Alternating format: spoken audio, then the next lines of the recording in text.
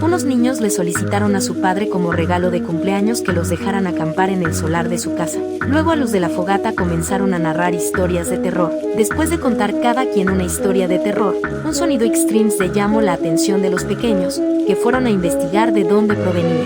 Muertos de miedo vieron que el extraño sonido salía de la mismísima tienda de acampar. Al ver de cerca se dieron cuenta que era su amigo que se había dormido antes de tiempo. Puedes ver el video completo en el link de abajo.